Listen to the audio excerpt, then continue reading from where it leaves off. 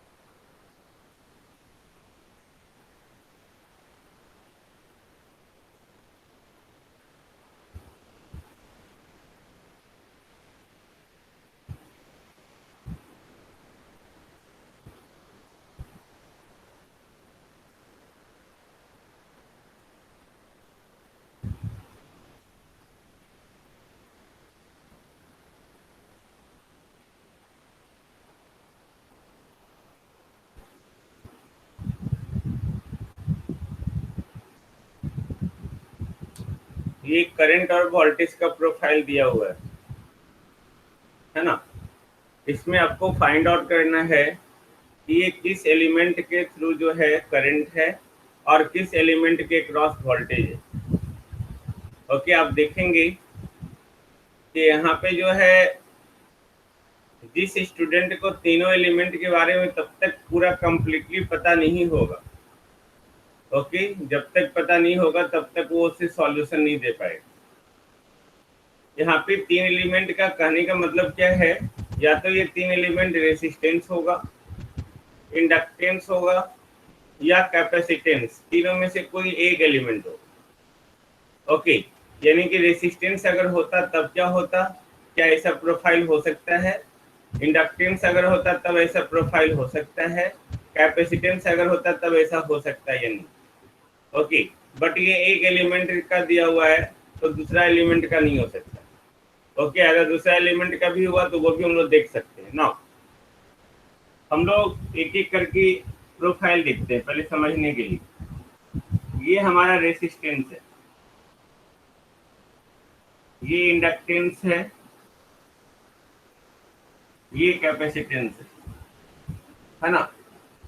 ये हम लोग वोल्टेज दिए हुए हैं इसके करस्पॉन्डिंग, ये करंट फ्लो कर रहा है, उसी तरह से यहाँ करंट फ्लो कर रहा है, वोल्टेज तो सेम ही है,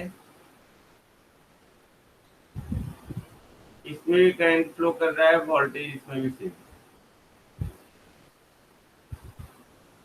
okay, current flows from higher potential to lower potential. हाँ, V equal to IR, this one V equal to L di by dt, this one I equal to C d by dt. All of you know this formula? Tell me, just write in the chat. Okay, now we see.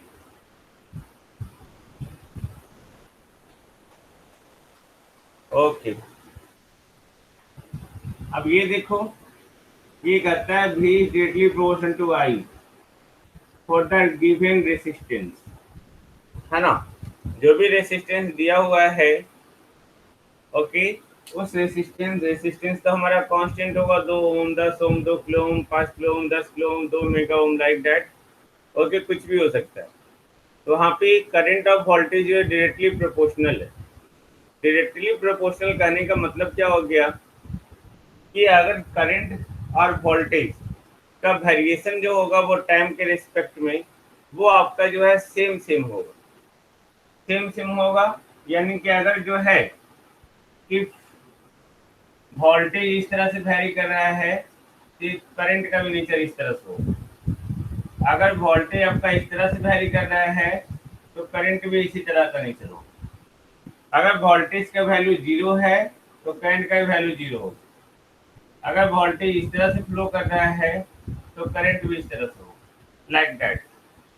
It is always constant, है ना, always proportional. तो क्या ये दोनों voltage profile same, voltage और current profile का जो है ग्राफ वो दोनों सेम सेम दिख रहा है? हाँ, ये वोल्टेज लिनियरली जा रहा है, स्ट्रेट लाइन है, सेम है भाई, यस सर लिखती है। ओके, ये लिनियरली जा रहा है और ये जो है यहाँ से यहाँ तक, यानी कि यहाँ से यहाँ तक जो इंक्रीज कर रहा है 0 से 5 मिली सेकेंड तक वोल्टेज। लेकिन करंट जो है 0 से 5 मिली सेकेंड तक ये क्या है, कांस्टेंट है ना, ये कांस्टेंट है। देन ये 100% श्योर हो गया, okay, with the property of resistance, कि ये जो प्रोफाइल है वो करंट और वोल्टेज का नहीं है। Am I okay? Okay, is it okay? Okay, now अब हम लोग देखते हैं इंडक्टेंस के कॉरेस्पॉन्डिंग, है ना, इंडक्टेंस के कॉरेस्पॉन्डिंग। इंडक्टेंस कहता क्या है, मैंने पहले ही बोला कि जब आप एलिमेंट लिखते हैं और वहां पे अगर डिफरेंशिएशन आ गया तो जिस प्रोफाइल के साथ जो है, जिस पैरामीटर के साथ वो डिफरेंशिएशन दिया हुआ है, वो पैरामीटर के कॉरेस्पॉन्डिंग ही उसका प्रॉपर्टी होगा। इंडक्टेंस में आप लिखते हैं V equal to L D I by D T, यानी कि D I by D T I जो करंट वहां पे है तो करंट के साथ डिफरेंशिएशन लगा हुआ है, यानी कि आप यहाँ देख सकते हैं करंट का साथ प्रॉपर्टी है। इसके साथ साथ आप ये भी देख सकते हैं कि करंट यहाँ पे जिसके साथ डिफरेंशिएशन है, अगर वोल्टेज होता है तो वोल्टेज के साथ, ओके, डिफरेंशिएशन है। इन दैट केस जो है करंट इंस्टेंटेनियसली चेंज नहीं हो सकता, है ना, करंट इंस्टेंटेनियसली चेंज नहीं हो सकता है। किस केस में? एनीबॉडी टेल मी, इंडक्टेंस में या कैपेसिटेंस में? इंडक्टर में या कैपेसिटर में? No anybody? इंडक्टर में। कैपेसिटर के वही पढ़ाए हैं हम, तो रिपीट ही नहीं करते, आप लोग पढ़ते ही नहीं हो। लास्ट क्लास हुआ था 7वां 8वां लेक्चर मेरा था। यहाँ पे डी आई डी टी इसके साथ लगा हुआ तो इसके थ्रू इंडक्टर के थ्रू करंट इंस्टेंटेनियसली चेंज नहीं होगा ना। अगर इंस्टेंटेनियसली चेंज होने का मतलब क्या, कि टाइम चेंज नहीं हो रहा है और करंट चेंज हो गया। टाइम चेंज नहीं हो रहा, करंट चेंज हो गया है, ओके, इसका मतलब क्या है कि ये इसके क्रॉस इनफाइनाइट वोल्टेज हो जाएगा। This is not possible under any circumstances. यहाँ पे देखो इस ग्राफ में at this instant current changes from 20 ampere to 0। यहाँ पे 20 था, 20 से डिक्रीज होकर 0 चला गया, दिख रहा है, 20 से दिख रहा है ना। तो यहाँ पे करंट इंस्टेंटेनियसली चेंज हो रहा है, यानी कि इससे एक चीज क्लियर हो गया है, ओके, कि ये जो प्रोफाइल है वो प्रोफाइल इंडक्टर का नहीं हो सकता, है ना, क्योंकि इंडक्टर के थ्रू जो करंट फ्लो करता है उसमें करंट का वैल्यू जो है अचानक से चेंज नहीं हो जाता, अचानक से एक ही टाइम पे जो है चेंज नहीं हो सकता है, okay, that is the profile of inductor. Got it? यानी कि इंडक्टर का प्रोफाइल नहीं होगा। तो यानी कि अब 2 खत्म हो गया, तो बचा कौन? कैपेसिटर। यानी कैपेसिटर का प्रोफाइल होगा। अब इसको चेक आउट करेंगे क्या ये सही है या गलत है। Capacitor I equal to C D V by D T, ये कहता है वोल्टेज जो है इंस्टेंटेनियसली चेंज नहीं हो सकता है। वोल्टेज चेंज नहीं हो रहा है, जैसे जैसे टाइम बढ़ रहा है वैसे वैसे वोल्टेज भी क्या हो रहा है, बढ़ रहा है। इसमें करंट नहीं देखना है। इंडक्टर के केस में पहले करंट देखना है और उसके बाद कुछ देखेंगे। कैपेसिटर के केस में पहले वोल्टेज देखेंगे उसके बाद कुछ देखेंगे, ओके। रेसिस्टेंस में तो दोनों सेम ही सेम। यहाँ पे वोल्टेज बढ़ रहा है साथ साथ, ओके, साथ साथ देखो यहाँ पे वोल्टेज लिनियरली बढ़ रहा है। तो जब आप इसको डिफरेंशिएट करें तो उसका वैल्यू कांस्टेंट आना चाहिए, है ना। देखिए इसका स्लोप कितना है, थीटा।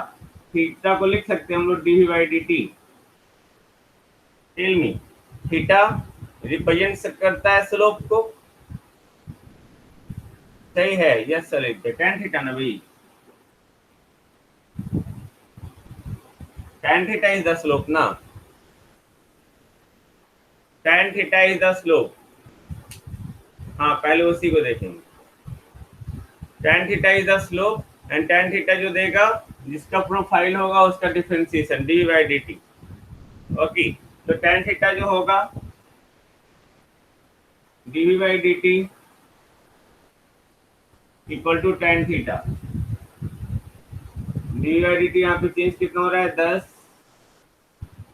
माइनस 0 5 इंटू 10⁻³ मिली में है ये, -0, तो हो गया आपका 2000, है ना, 2000 हो गया,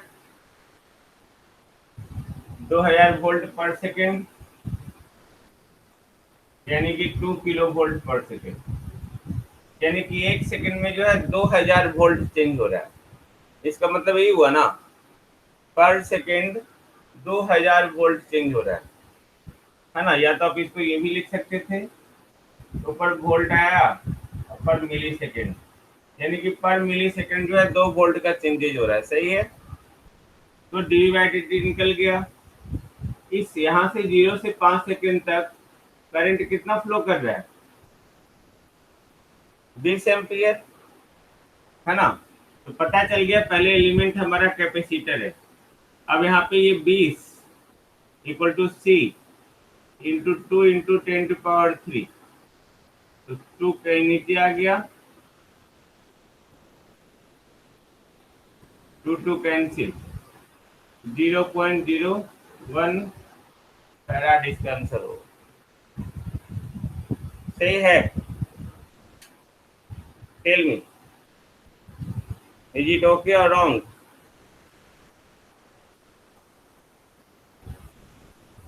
ओके, तो अगर आपको प्रॉब्लम पूछेगा तो आप बना सकते हैं ऐसे प्रॉब्लम को, है ना।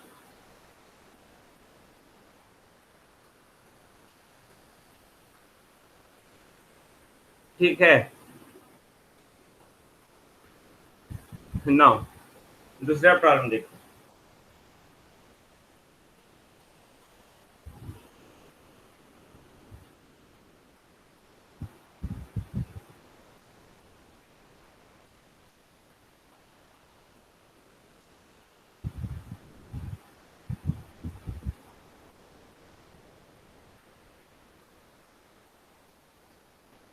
बोलता है क्वेश्चन में the voltage versus current of the circuit as shown below in figure.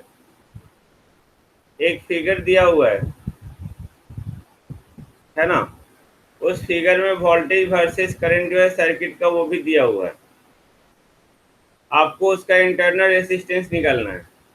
ये एसएससी जेई में 2013 में पूछा हुआ है क्वेश्चन, एसएससी जेई 2013 में, ओके। देखो ये दिया हुआ है क्वेश्चन,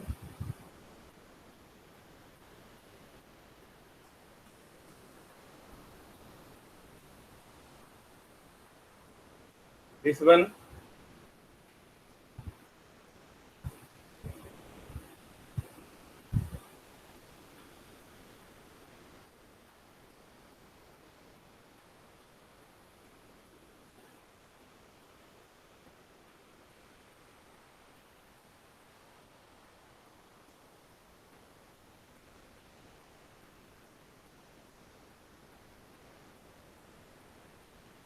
ये सर्किट है और उसके बाद जो है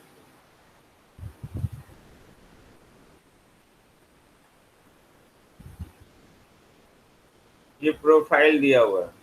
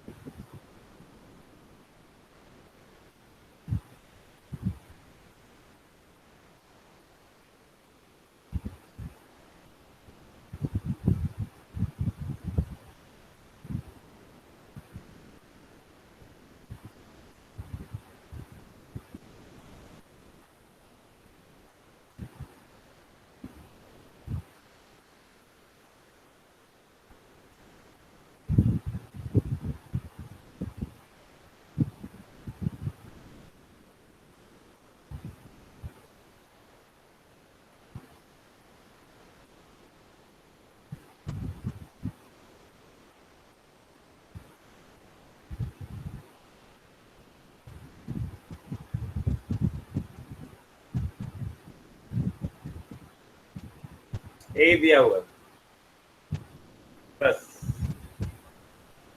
ओके, और तो कुछ नहीं है, हाँ नहीं है ना। इसमें आपको जो है इंटरनल रेसिस्टेंस का वैल्यू निकालना है। ऑप्शन में दिया हुआ है 24 ओम, 14 ओम, 110 ओम और 1.14 ओम। इसका ऑप्शन दिया हुआ है, तो आप देखेंगे ऑप्शन में, डोंट वरी। तो यहाँ पे सबसे पहले इसको देखिए, इसके इक्वेशन और लिख सकते हैं। हम्म, लिख सकते हैं, नहीं लिख सकते?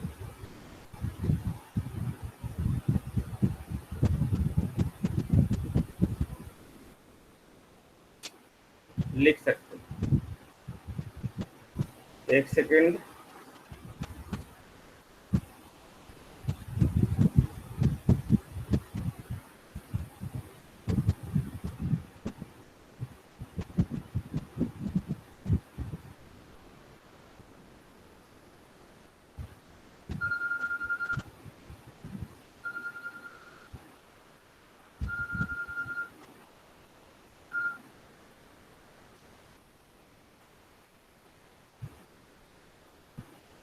क्वेश्चन में कहीं गड़बड़ हो गया है।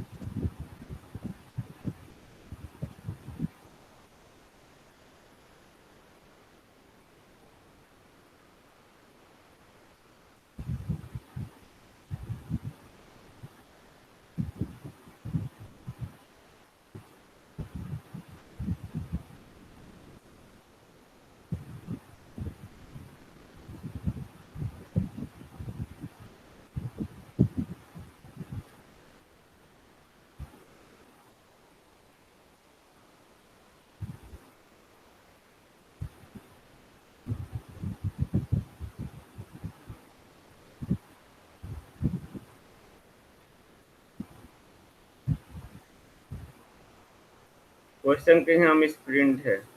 एक सेकेंड।